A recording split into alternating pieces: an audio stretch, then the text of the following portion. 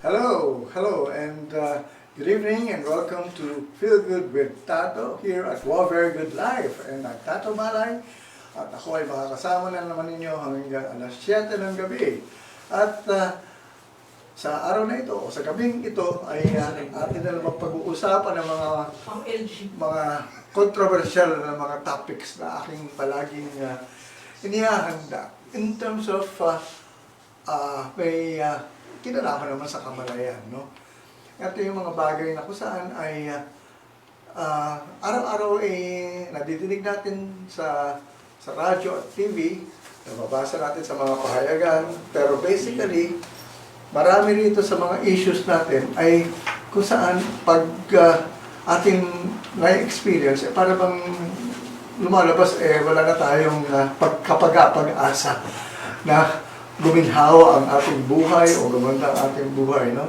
So dito ay binibigyan natin ng magandang, I would say, pagkaklaro itong mga nangyayari sa atin. Ano ba talaga itong mga bagay na kung saan ay tayo ay naririndi o nayayanig kuminsan sa mga pagsabog o pasabog sa mga issues, no? Alright, kasi pag nadinig ito ninyo ito sa mga ibang komentarista, talaga parang napaka-helpless na natin, napaka-hopeless.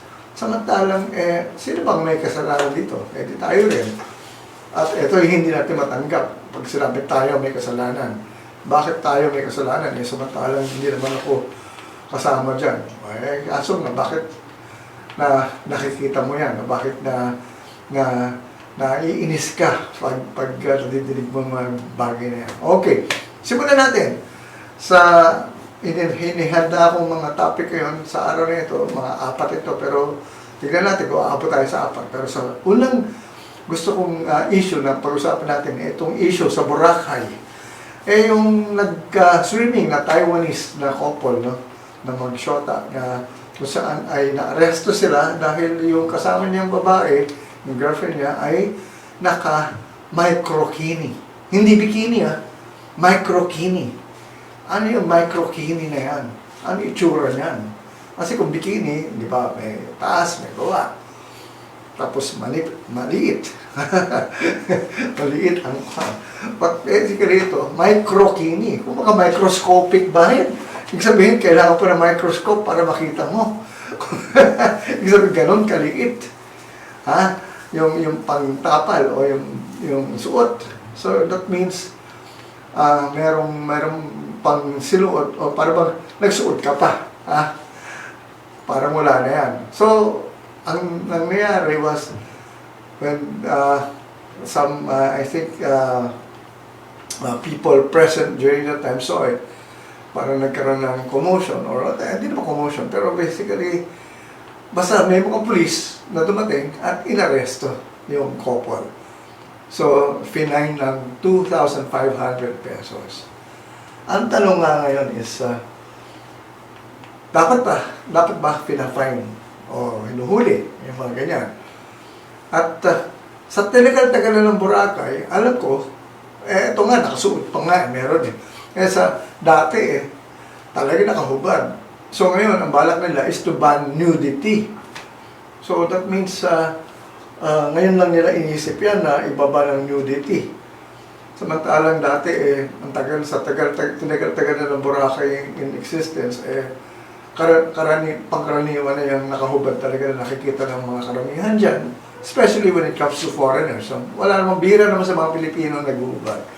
But then again, eto ngayon ang talong bakit na-aresto, bakit hinuli, at bakit ngayon merong isusulong na ibaban ang nudity and wearing skimpy swimsuits, no?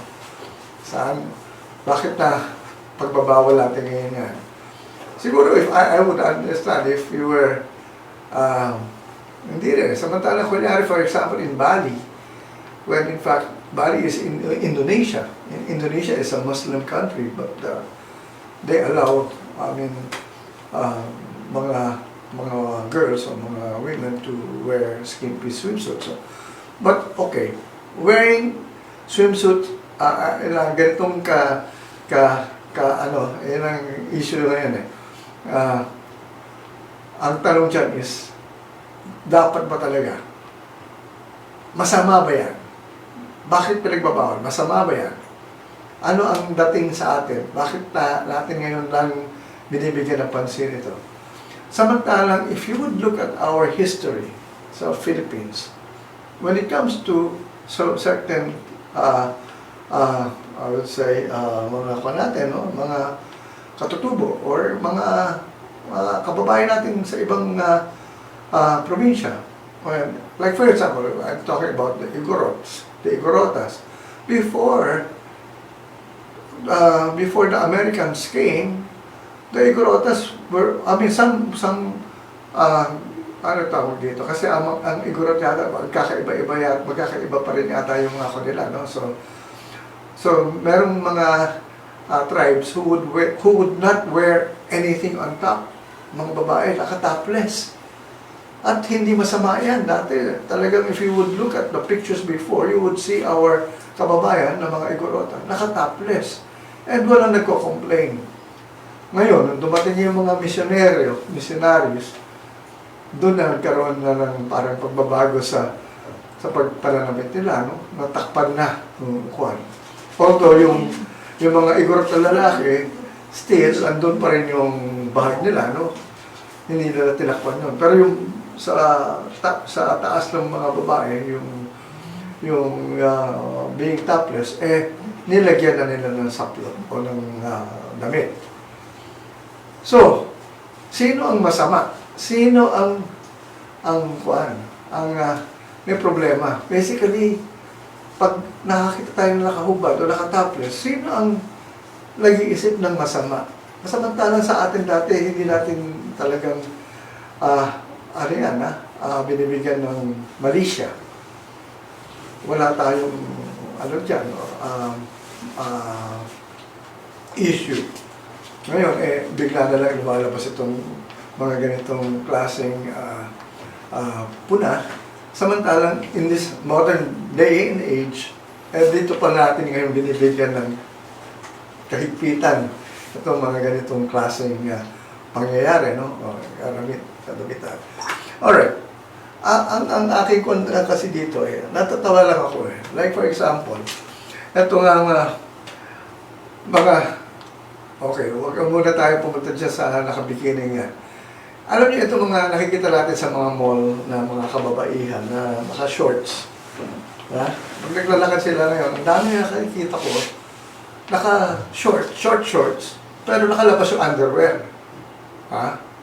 Ibig sabihin nakalabas yung underwear. Nakikita na ba yung panty? Hindi. Pero basically, may nakikita ang lumalabas nun sa shorts sila na black, na shorts pa rin. Pero ang underwear nga, ang dating. Sabi ko nga, lang shorts na ito. Tapos nagsusuot pa ng black na shorts. Tapos siguro nakapanty pa, syempre. So, in other words, ano ang ibig sabihin nito? Para bang nag-shorts ka na nga, okay lang naman mag-shorts walang problema. Pero bakit meron pa ngayon nakasuot na black shorts sa loob? Ngayon ko lang ito lang, siguro itong year lang na ito, 2 years ago lang lumabas yung ganyang klaseng fashion ang mga naka-shorts ngayon, meron pang shorts sa loob. At mas mahaba pa yung shorts sa loob kaysa dun sa shorts sa labas. Ewan ko, I don't know what's wrong with this fashion now that is happening in us in terms of how we are doing this. So, kasi, are they doing it because gusto nila, masexy pa rin, naka-shorts, pero ayaw nila yung tawag na parang bang nakikitaan o nabubusohan. Kaya nagsusuot pa sila ng underwear ngayon para hindi makita yung whatever that is. No? Samantalang dati, wala namang problema doon. I would see before ng mga naka-short shorts, wala namang black shorts sa loob. Ngayon, nakikita ko meron na. So, ang tanong is, saan galing na naman yun? Yan ang hindi ko maintindihan sa ating mga, Okay, why am I talking about these things? No? Kasi, basically, itong nakikita natin mga nangyayaring ganito, kung saan ay binibigyan natin ng para bang puna na parang lumalabas na parang may hindi tama, no? Parang may mali, may masama, or hindi maganda. Samantalang dati, wala namang problema dyan, no? As a matter of fact, Adam and Eve, nakahubad talaga yan. Alright, ano ang aking pakay dito? For example, yun na nga, you actually, for example, you got involved in a sex scandal. Ha? Kunyari, ikaw, without you knowing it, you were actually with your lover or husband or wife or whatever. At kinuhaan ka ng video at ito ngayon, ang nangyari, na i-upload sa YouTube at lumabas ngayon sa social media. And so, ito na ngayon, nakita na ng karamihan ng buong mundo, ang iyong katawan. Ito na yun, ang tanong is, ano ngayon ang feeling mo na na-expose ka ngayon sa social media, sa ganitong paraan? Ako saan ay parang hiyang-hiya ka ngayon dahil parang na-scandalize ka. Alright. Okay? Maraming ganyan nangyayari ngayon na palagi natin nakikita sa TV na nagko-complain sila sa police dahil yung kanilang boyfriend because they were demanding something, parang to blackmail them, in-expose yung videos nila na hindi daw tamang i-expose na gano'n, no? Kasi nga nakahubad sila, whatever, tsaka doing the sex act.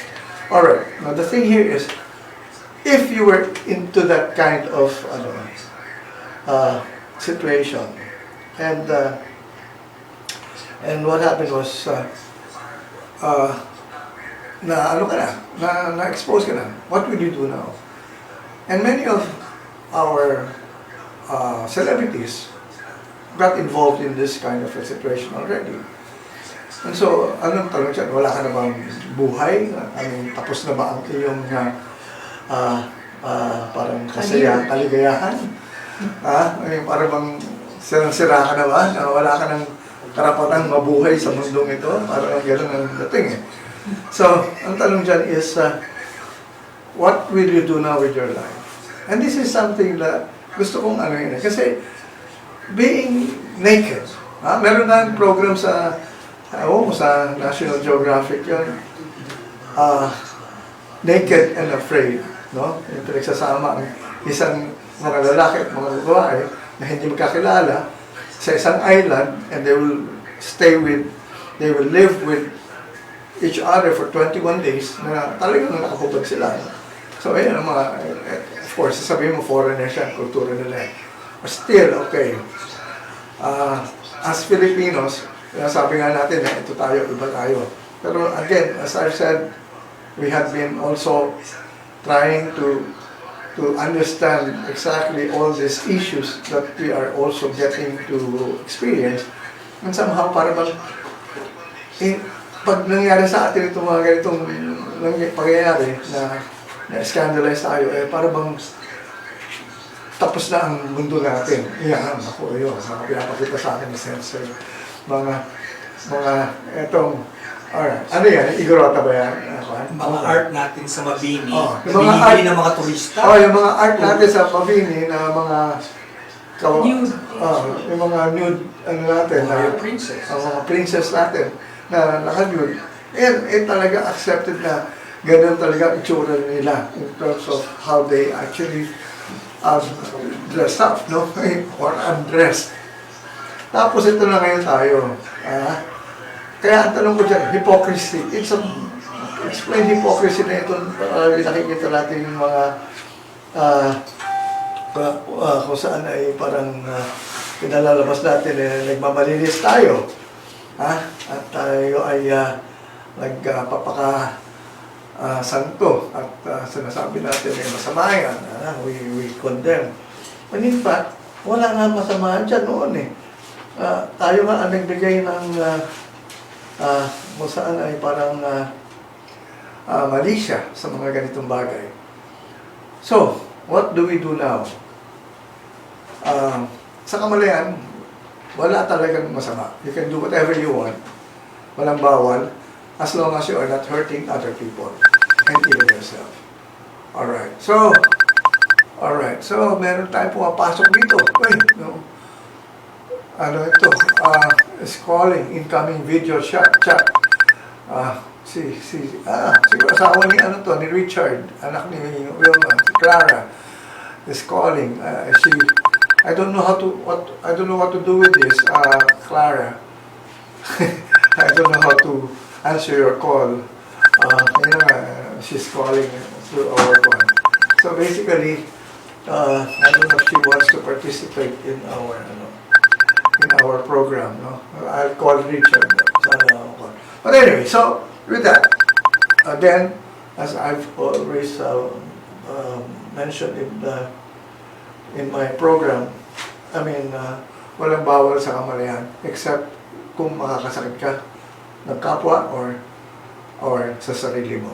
But kung okay ka lang, walang problema. Now the thing is, what do we do now with these issues that we are now experiencing? Alright, before I go, I'd like to say hi first to some friends here. Oh, okay. Virgilio Nicolas is watching. And, alright. Sandali, I am now going to first find out what's going on with my watch party ko. Ang tawag dito? Alright. Wala si Richard. Okay, anyway. So, okay. Before I continue, I will just want to share this first on my wall. Okay, I hope it's there already. Okay, so to continue. Alright. Ito yung mga nakikita natin sa ating bansa. Alright. Meron tayong isang lugar saan ba ito? Sa Negros yata ito, no? Sa Bacolod ba ito? Or somewhere in the south. There is a festival na kung saan ay part of their festivities ay yung tinatawag na body painting. Where you have nude women, nude girls, nude women. Ito, public festival to, na nilalagyan na ng painting pero nakahubad talaga lahat. And then, nagpa-fashion show sila, nagpa-parade. And basically, tanggap ito ng kanilang community. So, what's wrong now with all this brouhaha when it comes to nudity? Ito na nga yung aking palaging dyan. No? So, tayo lang ang naglalagay ng mali siya. So, alright. I don't know, sana you can participate. Wala akong nakukuha message dito sa aking Facebook Live. I don't know why walang nagpa-participate sa ko ngayon. So, to continue, let's go now to another issue na kung saan ay mainit din ito. Ang aking gusto pag-usapan dito ngayon ay itong traffic. Never-ending problem. Ako, wala na akong problema sa traffic. Bakit? Paano nangyari yun? Hindi na ako nagkakaproblema sa traffic. Kasi ang palagi kong ginagawa ngayon, pag may kausap ako, ang tinatanong ko is, saan ba yan? Kasi pag medyo alanganin in terms of yung walang MRT or LRT, hindi ko na pinupuntahan. Kailangan pinupuntahan ko ngayon, MRT and LRT accessible. Alright, hindi naman sabi natin na palagi namang okay ang MRT. Minsan nga nakaka-aberya yan. Pero at least, hindi ako nakaka-experience ng traffic pag ako ay gumagamit ng MRT, LRT. So, up to now, siguro for the past how many, almost 2 years now, I've never really experienced that heavy traffic. Bakit? Kasi I don't go to places na talaga alam kong grabe ang ma-experience yung traffic. So, I have a choice, no? Alright, sasabihin mo, well, siguro naman wala kang problema dahil, you don't go to work or to school na kung saan ay medyo alanganin yung lugar na kailangan puntahan. Okay, that's exactly my point why I want to discuss this traffic issue here. Meron tayong mga talagang masasabi natin traffic crisis, no? In terms of people really having a hard time with what is going on now. Not only having a hard time, talagang stressful times. Yan ang nakikita nating problema. Now the thing here is, ano ang dapat nating ginagawa ngayon? Alright. Given na ito traffic na ito, mukhang hindi na ito mababago in let's say 2 to 5 years from now. Kahit nadagdagan na nila yung mga roads in terms of expansion, dagdagan na nila yung mga yung mga coaches sa MRT, LRT, still I don't see any here, no. I have a friend 40 years ago ito, sabi niya sa akin, I will not meet anyone outside Alabang. Kasi sa traffic. 40 years ago, na-traffic na. Saan yung traffic noon? Sa south, sa Alabang, Parañaque, nung ginagawa yung Skyway. Napakatagal nung panahon na yun na ginawa ang Skyway. And the people from the south suffered from the heavy traffic. So, yan yung talagang nangyaring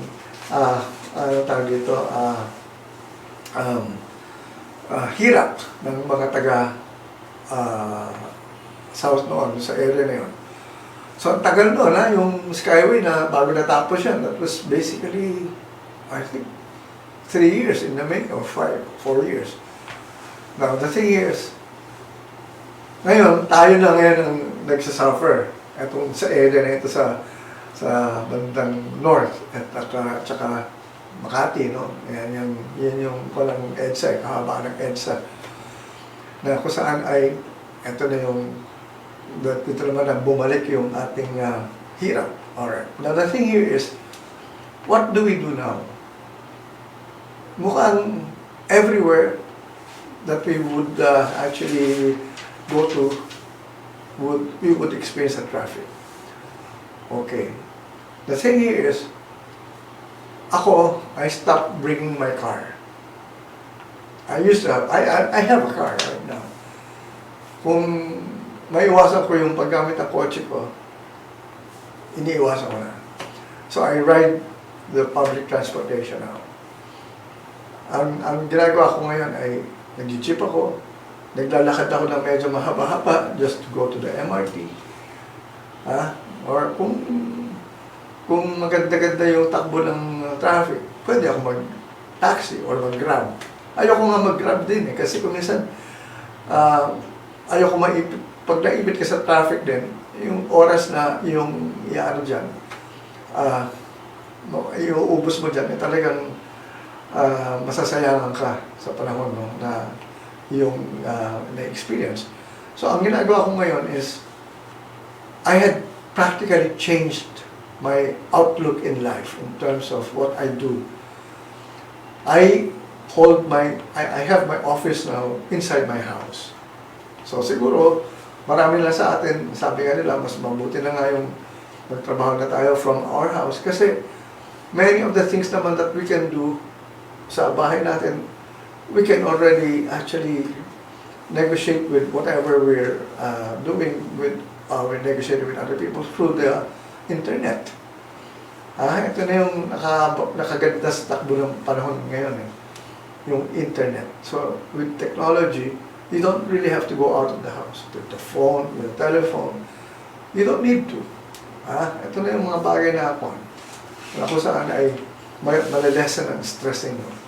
So sa traffic, basically, kung talagang makakakuha kayo ng lugar kung saan makakatira kayo malapit dun sa area na pinagtatrabahuhan nyo, I think ganun na nga ang mangyayari ngayon. So, ito na yung mga adjustments that we are now making.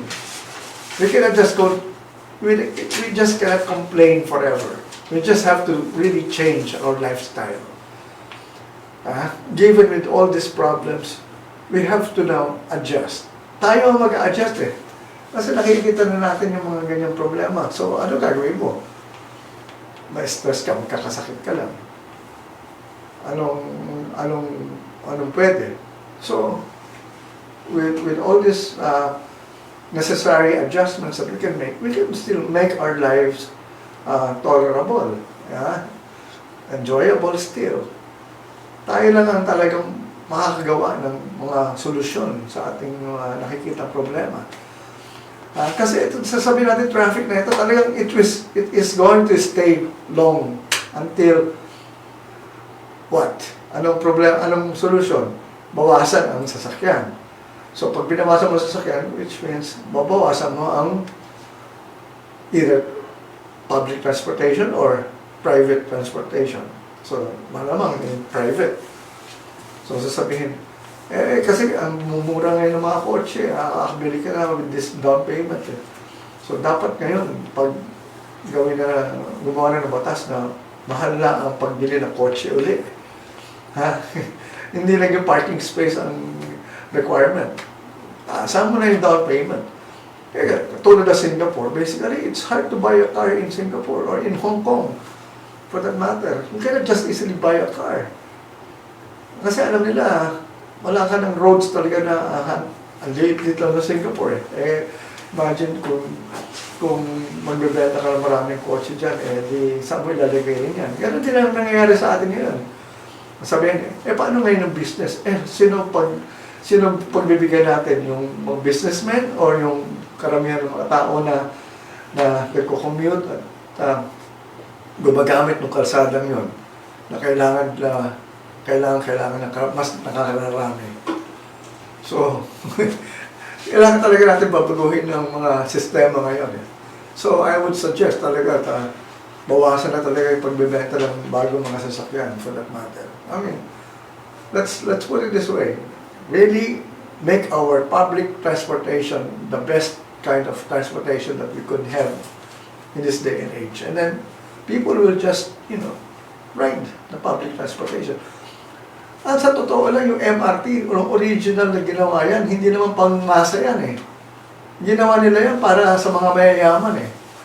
Di ba ngayon may sinusulong na magkakaroon ng coaches for the rich, which means tataasan nila yung charge siguro, yung mga, I don't know kung anong balak nila doon. Pero dati kasi talaga, alam mo ninyo kung magkano ang MRT noon, nung bagong nag-start na nagpa-plyan from Cubao, from North EDSA to Buendia lang nga, hindi pa ito umaabot ng Taft Avenue. From that place, from North EDSA to Buendia, 50 pesos ang kwan dyan. At saka yung 50 pesos na yun, kahit na saan ka bababa, kunyari bababa ka sa Shaw Boulevard, 50 pa rin ang kwan mo, bayad mo noon. So talagang ganun kamahal ang MRT noon. Bakit? Ito kasi ay para doon sa mga may kotse. Para ma-encourage sila yung mga may-ari ng kotse, iwanan ng kotse nila sa mga mall para sumakay ng MRT. Kaso, nung ginawa nila yun ng policy nila, walang sumasakay. Kasi bitid din eh. Pagdating mo sa Buendia, pagbaba mo ng Buendia, iniwanan mo yung kotse mo sa, let's say, sa Cubao. Ano ngayon ang gagawin mo? Hindi mo kukumit ka ulit. So, sasakay ka sa mga jeep ulit na iba. So, dito din na nakita yung impracticality sa sulong nung na yun na para lang sa mga mayayaman yung MRT noon. So, binabaan nila ni Presidente Erap yan noon. So, from 50, ginawa ng, ito, yung present rates natin ngayon. And so, dito, noon pa lang nakasakay ang masa sa MRT. Dati, walang laman ng MRT noon eh. Nakakabiyahe ako na talaga, tinesti ko lang yan dati eh. Just try how it was like to ride in MRT. Walang laman, ako lang nakaupo doon sa, kasi 50 pesos eh. So, ganun talaga kamahal ang kwan noon. Kasi ang balak nila noon was to take away the private cars from EDSA. So, ayun, kailangan talaga tanggalin naman natin lahat ng mga private na kotse dyan. Dapat yung ano. At sumakay na tayo ng MRT o ng mga buses. Kasi sa ibang countries gano'n eh. Japan, wala ka naman sila sakay, bihira rin ang kotse. I mean, okay, may mga Japanese na may mga no? Kaya lang, ang maganda sa Japan naman kasi, they were able to do something about their roads. Patong-patong ng mga skyway nila. Eh, nung nasa Japan nga ako noon eh, ang tanong ko, kailan ba tayo bababa sa lupa? Kasi parang nakasakay lang kami sa kotse noon, pero parang palagi kami nasa ere. Nasa taas kami ng mga building. So, hindi ko nakikita yung pinaka-ground. So, nakikita ko, puro patong-patong yung mga bridges o yung mga skyway. And that is what we are lacking here. We never developed our roads, our skyways, no, for that matter. So, talagang, ito ngayon. Ito ang problema natin. So, ang tanong is, ano gagawin pa natin? So, kung talagang hindi natin i-adjust ang ating lifestyle o yung ating outlook in terms of how this thing works now, wala na mangyayari sa buhay natin. Tayo ay talagang miserable na forever when it comes to traffic. So ako, gumagawa ko na sarili kong contribution. I don't take my car. I ride the public transport na yun. Tsaka enjoy pa ako ngayon pag nakakasakay ako sa jeep. Ang dami kong chicks sa katabi na magaganda. Samantala ko nasa kotse ako mag-isa nag-iisa ako nagdurusa ng 3 oras sa traffic na wala akong kausap. Wala akong nakikita ng ibang tao except myself. Joke. But anyway, that's what I'm trying to lang explain here. Now the thing here is, ano ba talaga ang kuha natin? Pwede tayo maglakad eh. Alam nyo, from, kunyari, ito GMA to Cubao, kung talagang maganda yung may walkway na may bubong, masarap maglakad ha. Kung talagang sa ibang countries, wala naman tayo talagang kuha dyan eh. Lakad lang talaga. O kaya bisikleta. Mabuti pa nga kung bisikleta eh. Back to basic tayo. So talaga nakikita natin ang solusyon nandyan. Pero ang solusyon dyan is, ito na, yung mga kailangan natin talaga ng major changes. Talagang drastic. Talagang sasabihin natin, babaguhin natin lifestyle natin. Ako, iniisip ko nga, bumili na scooter. Kahit yung electric scooter, sinacharge na kung saan pwede kang mag-scooter lang kung gusto mo na padyak-padyak. Pag napagod ka, pwede mong paanda rin yung baterya, yung scooter na electric, and then just relax and you can move on. So dapat gano'n na nga ang kuha natin ngayon eh. Mga tinitingnan natin mga alternatives sa ating pagbabayahe. Tapos pwede mo pang tiklopin yung scooter kung ayaw mong i-park kasi kung wala kang parking, natatakot ka baka manakaw. Meron mga foldable ganyan, yung mga scooters na pwede mong ilagay sa bag at saka pag pumasok ka na sa building, bitbit mo na lang siya. So ito ang nakikita ko mga solusyon dyan. I don't know, ito mga issues natin ngayon, meron mga solusyon eh. Ano pa isang solusyon natin ngayon sa ating pang mga nakita natin mga issues na lately na grabe ang impact ng mga sa buhay natin. Ito mga ninja cops. Ano ibig sabihin nitong pangyayaring ito? This happened 3 years ago. Okay.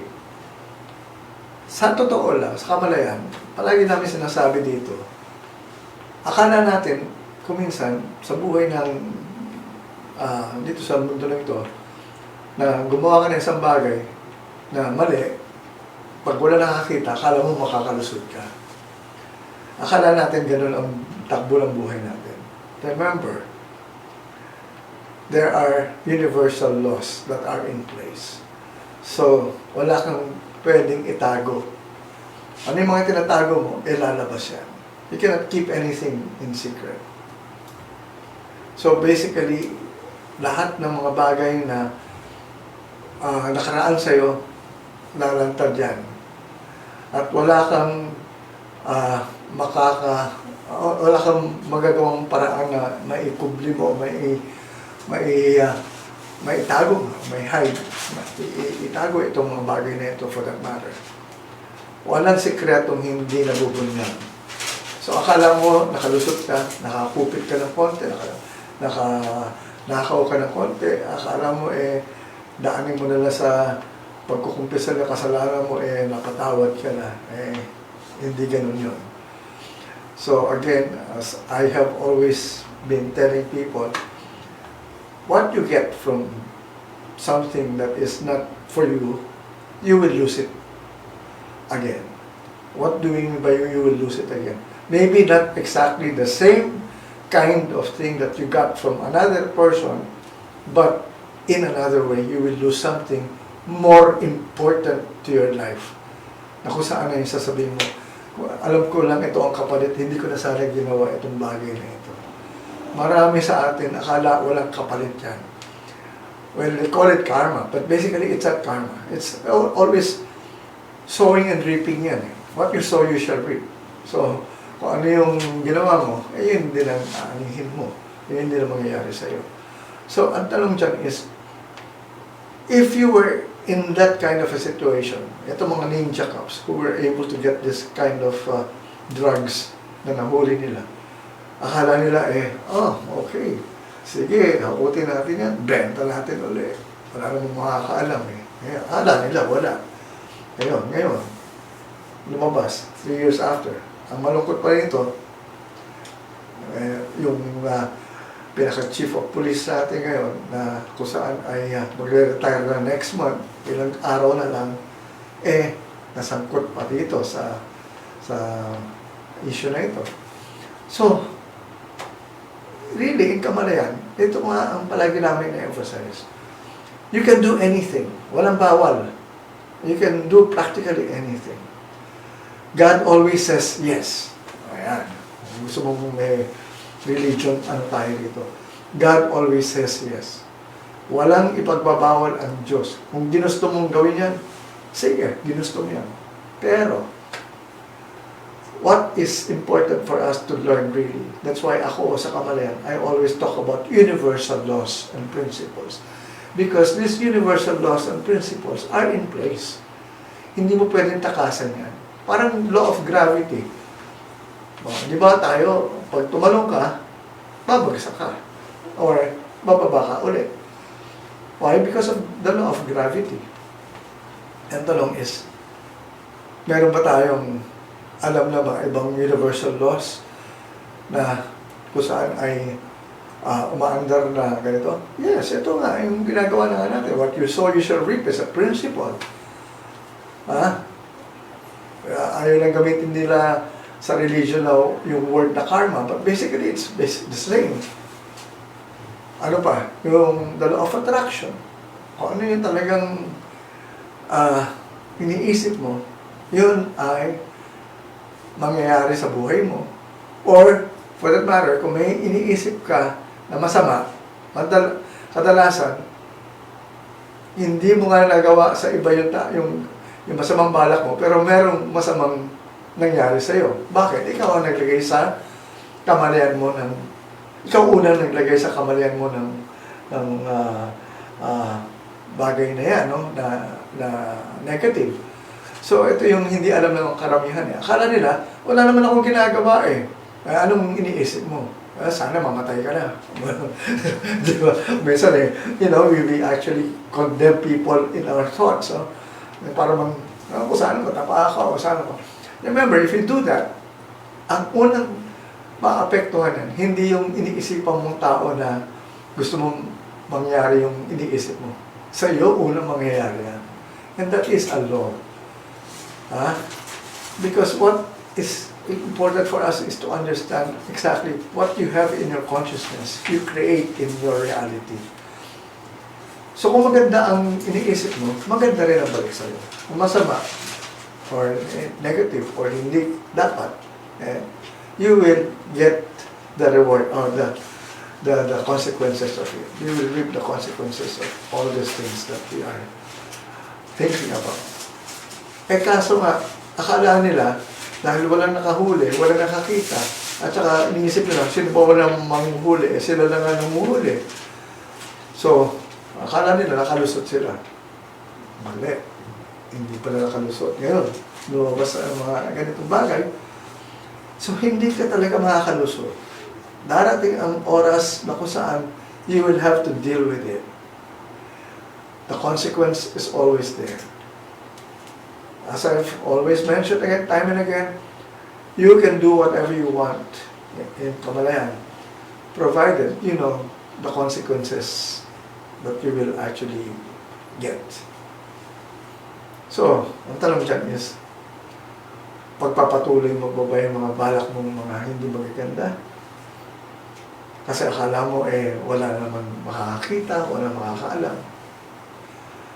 Ang sabi nga nila God does not sleep. Basically, okay, huwag na natin isipin ang Diyos pa ang makakakita sa iyo. Huwag mo nang isama ang Diyos sa buhay mo sa pagdating sa mga bagay na hindi mo like for example, ito yung pag meron tayong gustong mangyaring masama sa taong yon, sa ibang tao, ang sinasabi natin ay, wala lang akong isipin dyan, basta Diyos nang bahala sa kanya. So, ang iniisip niya, ang Diyos na magpaparusa sa kanya. So, ang ginawa pa niyang taga-execute,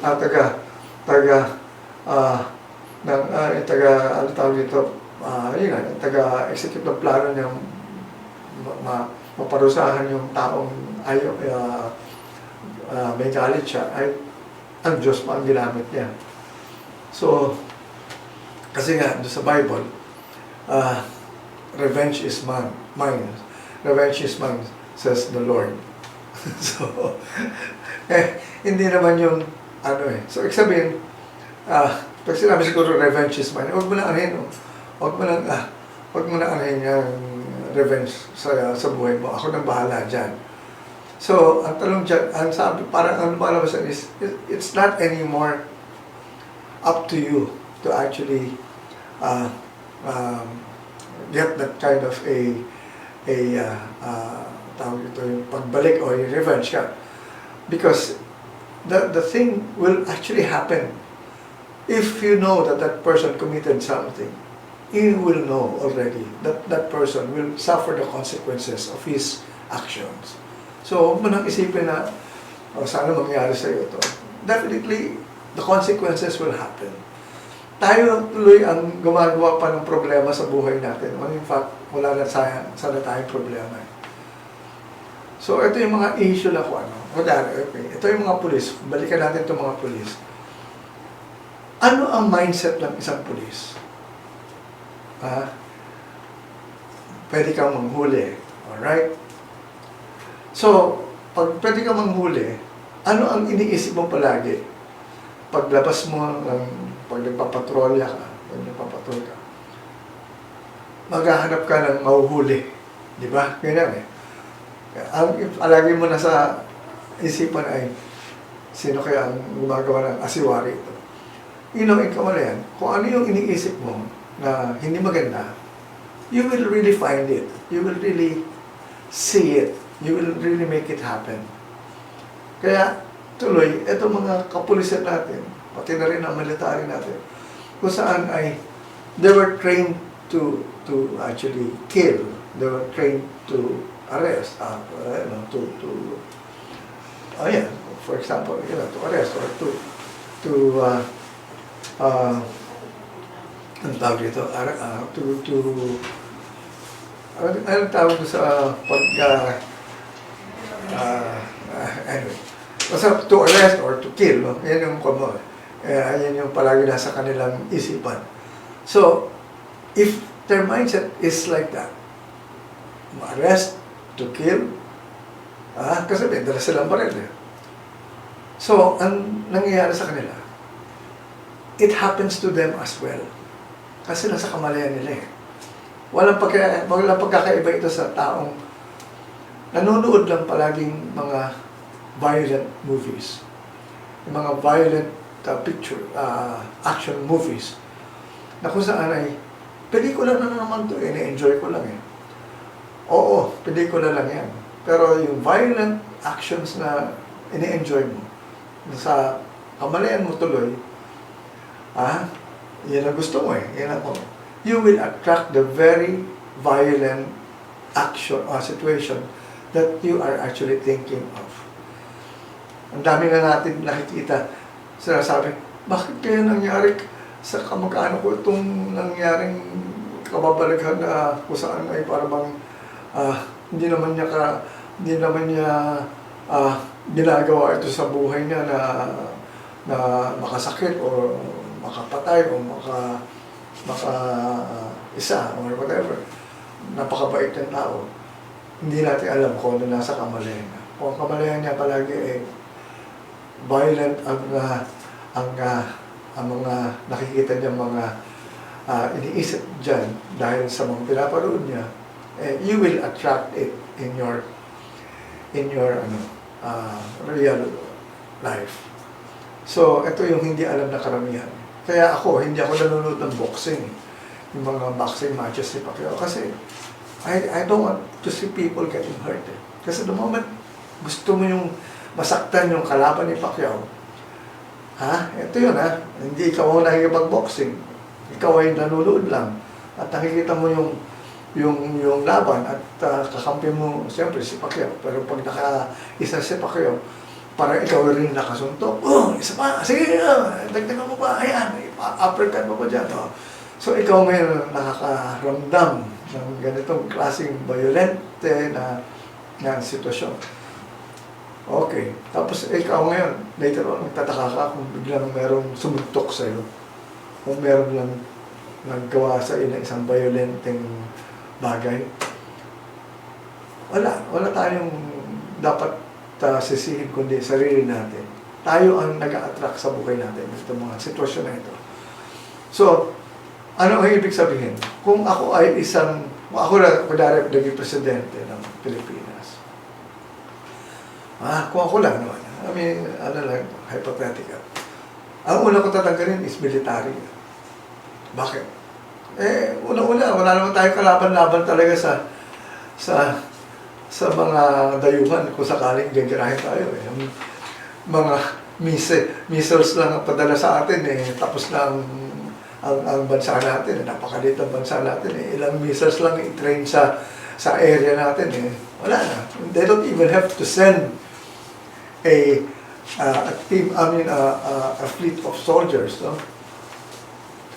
to attack us. All they have to do is just focus their missiles on us. Tapos na tayo. So, ano gagawin mo military mo na useless. So, yung military budget, lagay ko na sa ibang bagay.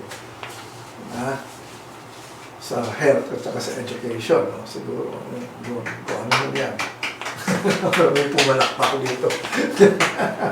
Di ba? Kasi nga useless talaga yung military. For what? To defend us from where? From whom? Kung talagang tutuusin kung kalaban mo China, ilang missiles lang tayo. Ito mga Japan, isang atomic bomb lang. Tapos na. Ganun lang ang natin. As a matter of fact, wala na itong Third World War. It will not happen. The wars that are happening now are within the countries themselves. That's why siguro, ito kalaban na, ang military natin is basically ginagawa natin panglaban sa ating kapwa Pilipino na hindi sumasang-ayon sa mga paniniwala natin. Katulad ng NPA, kalaban ng ating doon natin ginagamit ang military natin. hindi naman natin ginagamit ang military natin sa labas dahil wala naman tayo kaaway na ibang bansa.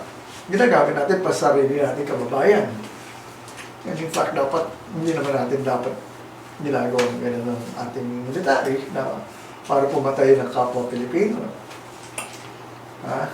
Yan ang mga kailangan nagbabago na yan. In this day and age, ito na yung magandang nangyayari. Ang tindi na ng pagbabago na nakikita natin nangyayari sa mundo natin. The energy, the old energy is already disappearing. Ito yung old energy, ito mga nakikita natin mga kaguluhan. Nagkakaroon na tayo ng mga ganitong klaseng scenarios ngayon na kung saan ay iira na ang kagandahan ng puso, ng pagmamahalan, pagkakaisa. Malapit na yan. That's why ako sa Kamalayan, ito palagi ang aking mga pinag-uusapan. Kasi kailangan ayusin natin muna ang sarili natin. Ito ang problema natin. Hindi ang gobyerno, hindi ang ibang tao. Ang problema natin, sarili natin. Kung maayos natin ang pag-iisip natin, ang kabalayan natin, sigurado, gaganda ang takbo ng ating bansa. Lahat. Gaganda ang takbo ng buhay. So, with that, I'd like to say, tapos na naman tayo. So, maraming salamat sa inyong pagsama sa akin sa araw na ito. O bakit tataka ako ngayon sa Facebook o bakit wala ako nakikita mga pangalan na nanonood. At dati dati palagi napakarami na agad na nakapost. Siguro nag-stop itong aking, pero hindi, naka-live siya. Anyway. So, with that, maraming salamat sa inyong lahat sa kapapanood at sa mga katoto ko rito, kay Richard Sangreza, of course, kay Will Magarbante. Of course, kanina, naparod niyo si Reverend Redstone. Antabayanan ninyo ang programa ni Dream Sensei, Lucito de Jesus, na kung saan ay marami na naman kayong matututunan. At tulad ng dati, aking pagpapaalam sa inyo, magandang kamalayan sa inyong lahat.